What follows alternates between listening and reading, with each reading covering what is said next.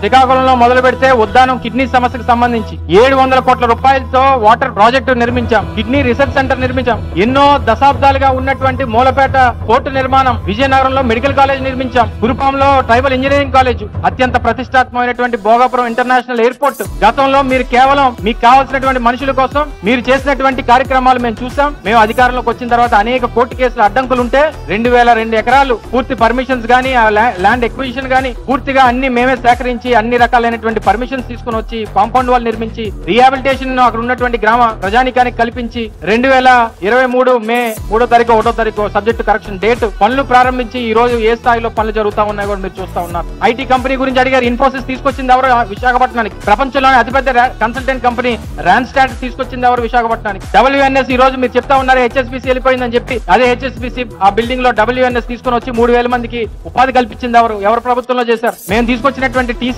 ను కూడా మీరే తీసుకొచ్చారని చెప్పుకునేటువంటి పరిస్థితి వచ్చేస్తే ఆ TCS కూడా 10,000 మంది అన్నారు, నిన్న మాట్లాడితేనేమో 1500 2000 మంది అని అంటున్నారు. సరే చెప్పినప్పుడు మేము గతంలో కూడా చెప్పాం, ఇన్ఫోసిస్ తీసుకొచ్చినప్పుడు చెప్పాం 1000 మంది ఎంప్లాయీస్ తో ఇన్ఫోసిస్ తీసుకొస్తున్నానని చెప్పాం, 1000 మందితో సెంటర్ ఓపెన్ చేస్తాం.